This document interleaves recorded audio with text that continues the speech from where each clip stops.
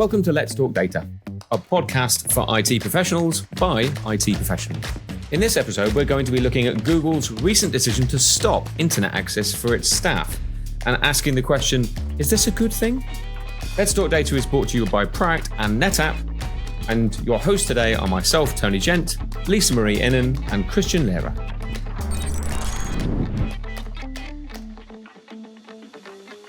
So I was reading the news the last days, and there was one headline that really jumped into my eyes directly. It said, Google is limiting internet access to some of their employees. I was like, what? Google of all? And then I read the article, and it made total sense. What they are doing is, on some devices, they will be limiting access to only their own services. And I think one more thing that is also hidden in that article, but that is maybe even more important, let's talk about it, is they are limiting the root permissions for their users. So removing administrative permissions on the devices. Some people seem to have no problems with that because they opened up this preview program internally to other people, but others seem to have a big problem. They wanted to opt out of that thing. So I was thinking, why would they do that, and how would that change anything? And I think that's a great thing to talk about. And maybe, Tony, not to be mean or anything, but how was it in the past when you had some internet access? Wow, thanks. I dyed my hair this color, you know. To be honest, okay, sorry there. I'm a fan of Game of Thrones. I was going for Targaryen in color. That's the idea. I suppose the certainly back in the day, I remember working for businesses whereby it was a very real thing that we always limited internet access for our users. But that was primarily down to the fact, well, two things. Firstly, internet was expensive and we only had a certain amount of bandwidth. But secondly, it was down to the fact that we didn't want our users spending their time on social media and spending their time on, you know, the early Facebooks, as it was back in the day, or worse still, spending their time looking at dodgy websites and possibly downloading unusual videos, which was a thing back in the day. So I think actually limiting internet access is not new, but certainly, you know, for the last 20 years or so, or maybe slightly less than that, it's been very common for everyone to have more or less any internet access, short of being behind a firewall. Absolutely. Sometimes people had some kind of proxy server, which would then regulate everything that's going through it or so. But now going into that article a little bit more, they are doing it only on the most relevant and most critical systems. And I think that's really interesting here because they say their critical employees are being targeted with social engineering attacks and so on more and more than any others. And they want to limit what can happen if a user falls for such an attack. What's really interesting is that this idea is not only limited to Google. Even Microsoft proposes that as one way to secure the administrative workstations. They call it a privileged access workstation or something like that, where even the access to the internet is also limited to just managing the devices and not anything else.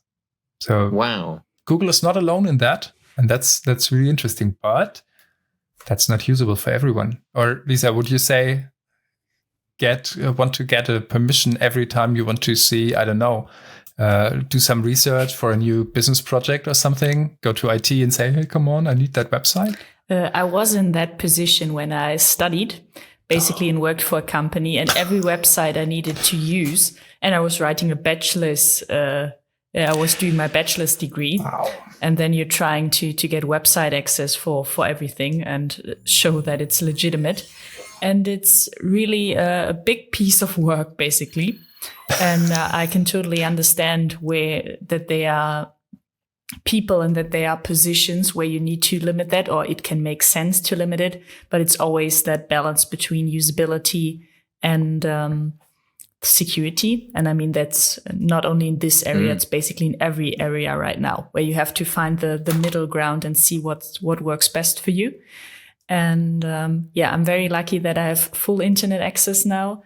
Another topic that was very prominent for us was private email sites that were limited. Like even when I had full internet access, private email sites were always limited because it's a typical thing to download stuff from your private email. And if you restrict USB drives and stuff like that and just use company USB drives, and then you let people download stuff from your personal email, then you just found a workaround there. So that could also be like limiting some sites, could also be a first step in that direction without intercepting with the usability too much. It's a very valid point, isn't it? The fact that we these days we get almost free reign to see anything, and yet most of the attacks that certainly if I think about my parents who are sort of have computers but quite regularly get attacked or hit on something, maybe just on Facebook, whereby it does something strange to their computer and freezes their computer up, or fires out a massive warning and turns their screen red and says that they're under attack. Call this number. Don't do it. All of those things come from social media sites. So actually, it is strange, really. I suppose if we're thinking about it, we don't these days tend to block access to external email sites. We don't tend to block access to social media sites, and yet they are probably the primary forms of attack. Absolutely, but there are solutions where you can combine both, right? You can there even social media sites or email sites which have dual use, where you have to use it for your business reasons, but you could also use it for a personal one. So how should an environment in IT decide then? There are some tools to do that, some cloud proxy solutions or cloud application gateway, stuff like that, which can help there. But it's not only that falling for phishing or downloading mail from your personal email account or something. It's also limiting the back path from for an attacker. So let's assume I clicked any stupid link, I downloaded something, and something is happening on my PC because I have admin permissions. Let's talk about that later. Yeah. And then there's something on my PC and it's communicating with the attacker. So it needs internet access also. That's the second part why it's so important to really understand what is happening in your environment and on your devices. Because when that back path is then broken, the encryption key can't be uploaded. So your ransomware won't just simply start running because the attacker doesn't have any ransom to hold it to. So Christian, as our security expert, I would like to have your opinion on this. Do you feel like this is a step back, basically, to limit internet access now? Because I feel like it was a discussion a few years ago. Then I think, at least I feel like it disappeared a little bit and they found other methods to work around it. And now it's coming back up again. How do you feel about it? Yeah, I think it's getting back more into attention, but we can't use the same solutions as in the past. And I think that is also why there is such a gap in between. In the past, we had everything in our own environment. We had, as Tony said before, big firewalls, which are still valid. No things against firewalls, but they are not the solution anymore because now more and more we are working from home. I'm sitting at home right now and you're sitting in different offices, and I don't have that company firewall directly in front of my desk. I don't want to because it's loud and so on. But I'm the same. It'd be a bit warm, wouldn't it? Yeah, I don't want it to be any warm maybe here, take it in the winter. Take it in the winter, then you can use it to heat your house. That would be an idea. No, but we work in distributed now, so we need new solutions, and it took a while to come up with some new cloud-based solutions or even solutions on the devices, which are then communicating with the infrastructure and the security management backend to block things directly on the device, no matter which network they're using, if they're on mobile or on some public Wi-Fi in the train or whatever, because it's just stopped directly on the device. So there is, I think, a gap somewhat, but it had to be caught up with the technical solutions. Yeah, I've seen that from personal experience with naming products, but Microsoft Defender. I have a Windows PC. the business uses Microsoft Defender. So that's protecting me against elements that I don't even know exist. Exactly. I had one recently whereby I had a macro that had a Windows 32 API call in it, and the Word document just wouldn't open. And I didn't know why. Nothing came up on the screen, but it turns out that Windows Defender is stopping me opening Word documents that have macros with Win32 APIs calls in. Getting slightly technical, but the fact is that it's almost the business is controlling that, but it is transparent to me, which is great because I don't feel like I'm being imposed upon. I don't feel like I'm being limited, but actually my machine is still being protected, which is a really good way forward. Absolutely. And now let's jump on to that topic. Let's say, Tony, you would have had administrative permissions on your device and that macro ran for any reason. Then the attacker would also have administrative permissions on your device. And from Absolutely. there could head over to the rest of the network. And that is this second part of that article where I secretly smiled when I read it, because it's so important. And finally, Google is also getting it. They must remove administrative permissions from default and standard users. There's just simply no reason for a marketing person to have administrative permissions on his or her device. What do you think, Lisa? You're not allowed to install applications anymore. We're not letting you. How do you feel about that? I'm actually not too mad about it. I always felt like I don't need administrative rights most of the time. I feel like you can work around it. You can talk to people. I don't have to install software every day. I mean, there are also solutions where you can ask for administrative rights for a short amount of time. But also, I mean, the process has to be good then, because if you can just write in the description a dot and somebody's saying, yeah, that sounds legit, I will give her administrative rights, then that process is not non-existent, basically. Then you can just give everybody administrative rights. But if you have a good process there and somebody's really checking in with you, giving you a call, maybe at best a person who knows you, and it's like, Lisa needs this and that. Okay, that sounds plausible. I know what she's doing. And then he or she gives me the rights for 2 hours or whatever time frame I needed, or even just stays on the phone and just directly disables it after my installation is done. And I for myself feel more secure if I don't have it. And I feel like, okay, I'm clicking on something and I don't have administrative rights, because I wouldn't trust myself 100%. Maybe I have a bad day. It's 6 o'clock in the morning. I click on something. I take the wrong link for the software to install. I'm happy if there's something in between, because I wouldn't vouch for myself to be on 100% of the time. And I don't think anybody can, or at least I cannot for myself. Absolutely. And how do you say, with great power comes great responsibility? That's so fitting in here. It's not. Spider-Man is not related to admin rights. Okay. And what is Lisa doing working at 6 o'clock in the morning? I mean, but I would go slightly the other way, in the fact that there are points whereby you need to install applications to be able to make things work, to be able to do your job. To be able to then provide that, the ability to be able to install the applications that you need, the drivers that you need, all these elements, that's fine. But that process has to be fast. The problem with what you tend to find is if you have to wait days for your help desk to be able to do something to help you do your job, that's not going to work. And that's traditionally why these things have failed in the past. It's because people rebel. They'll go, no, that's I'm not waiting 3 days for IT to be able to come and install that piece of software. I need it now, so therefore give me admin rights. And that's why that process hasn't tended to work. So as all the other things around it been fixed to enable that to work? Do you have application installation software available? Sorry. It's like quite similar to the whole shadow IT topic. If you have process in place that works well, shadow IT is not as much of a topic as if something is not working or not fast enough. Then people try to find workarounds and bring their software on a USB stick and try to plug it into your system.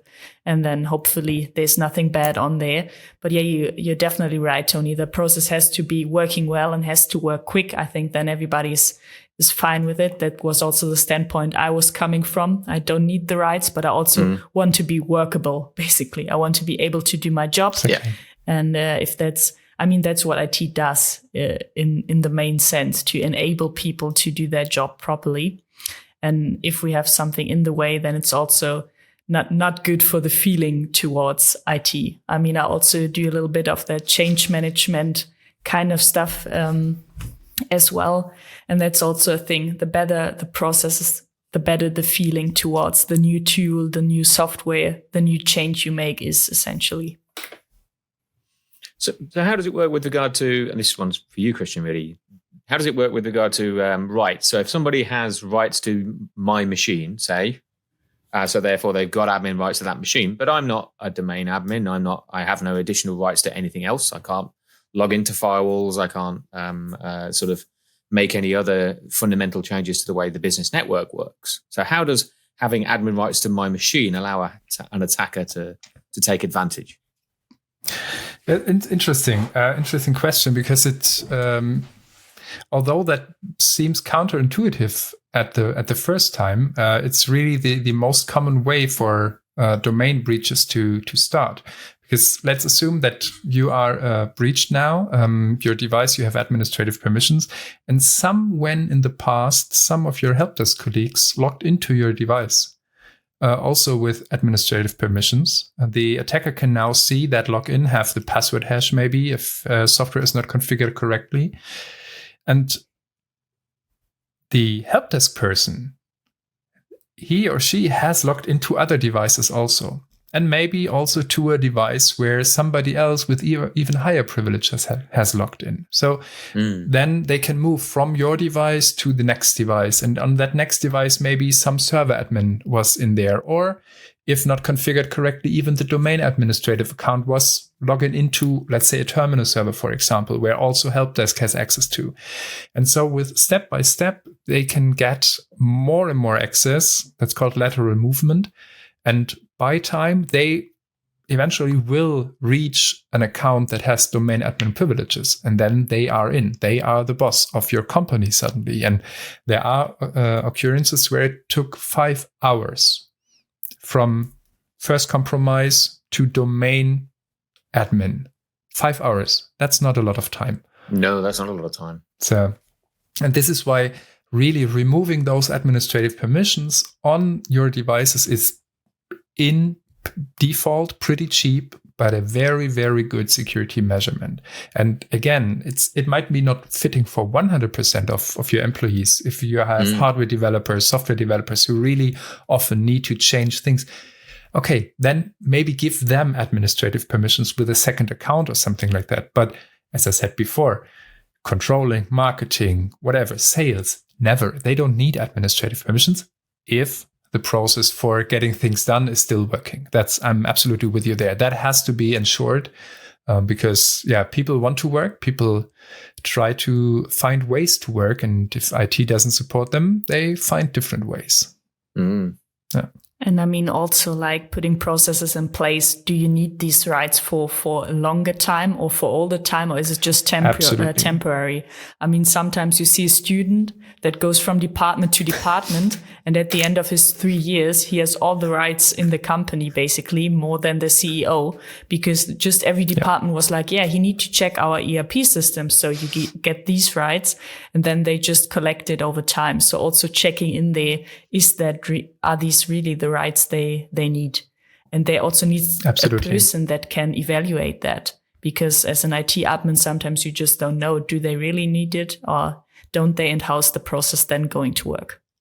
And also there, IT can help again. We can set up monitoring that is removing permissions automatically after 6 or 8 weeks of non-using it or stuff like that. There are ways to help with the processes. It's like essentially it's like getting a foothold in the network, isn't it? And this is where older operating systems and older machines are a big issue as well, because they don't have the same level of protection as modern systems do. Absolutely. But generally speaking, they're sitting there doing something very important and probably with admin rights. Most likely, what we see oftentimes is old systems in production areas with administrative permissions and remote access to from the internet from the machine vendor or something like that. This is where I'm nearly getting a heart attack all the time. I see that, because that is really opening up everything. And then when customers don't have network separation, that might be a topic for a different show, but if they don't have that, then it's super easy from the outside to come into the network, and IT doesn't even see it. And then the password is admin, and then you have completely yes, that's perfect. Yeah. No, it's you have to make it more secure. Admin password. It's admin password, surely. And an exclamation mark, please. Yes, yeah. Maybe a 55. Yes, we've all been there. Yeah. Sadly. Yeah, there you go. Yeah. But a very long time ago. A comedian once made a show about it, and was like password security, and then they came in with the number and everybody added a 1, and then they came in with the separate sign, like a dot or exclamation point, and everybody put a dot or exclamation point behind it, and now they could just use these two additions basically, and could crack every password again. Yeah. No, it's nuts, isn't it? I mean, it's almost as bad as writing it on a piece of post-it note and stick it on your screen. Yeah, absolutely. And password cracking has become so fast; it's incredible. If it's an 8-letter password, it takes seconds. It's seriously, it's crazy. It's really crazy. What? Is that brute force or random number generation? So essentially, just reading a password list and just checking. Yeah, it again. It's checking those so-called rainbow tables, which is basically a large table of the most used passwords, and it goes from highest likelihood to lowest likelihood, basically, and oftentimes it's in the first third or so of the table. It's really crazy. Yes, it's difficult these days, but again, I suppose really we're down to sort of you really want randomly generated passwords from password creation tools these days, don't you? That's the ideal way of protecting.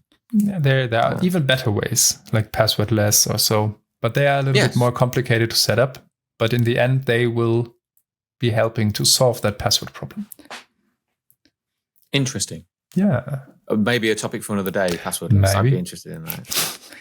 But yeah, how does multi-factor authentication factors in here? So does it at least help? I mean, that's a big topic right now. Everybody's doing MFA these days, or should be, hopefully. If done right, yes. But it really depends on the topic where it is used and how often it is used. So also there again, we have the interaction of human and machine. If you do MFA, so multi-factor authentication, and push it or configure it so that it's pushed every time a single user logs on everywhere, then the user will just get notified and notified and notified. He will get notification fatigue or something, like, I don't know the perfect word for it, but they will just click OK. And even if it's in an unfamiliar time or suddenly random during the day, they will click OK, because they're used to, I have to do that every 20 minutes. So that doesn't work. The other way around, doing it only once a month, also doesn't work. So you have to find the middle ground and also scale it and make it perfectly fit to the kind of user who you are protecting right now. So an IT admin might be more aware and have to configure and to re-authenticate more often than say somebody in the factory, on the factory floor, with very, very limited permissions. So yeah, agreed. Really, essentially, I suppose what we're getting out of this is there's no magic bullet, is there? No. There's no one sort of one size fits all. It's you have to adjust the security policy for the individual that you're dealing with. Absolutely. Granted, you can broad brush that, but at the end of the day, you can't just have one that covers everything. It's not going to work for any business. Yeah, really interesting. And I think so fascinating. So just a quick round table then. Christian, I think I know the answer to both these questions. But Christian, what do you think? No internet? No. No internet. And yes. Yeah, no and yes. Okay, good. That's great. I'm glad we discussed. Lisa, no internet? Nope. No internet. Right. Okay. Fine. What about admin privileges, Christian? No. No. Lisa? Also no for me. I'm kind of slightly on the fence. I think you need to make sure that everything else works with it. But yeah, I understand. So thanks for that, guys. Fascinating conversation. So, are there any topics you would like us to discuss in future episodes? If so, please just let us know. If you found this episode interesting, please subscribe. Let's Talk Data is brought to you by Priorat and NetApp. Thanks for listening.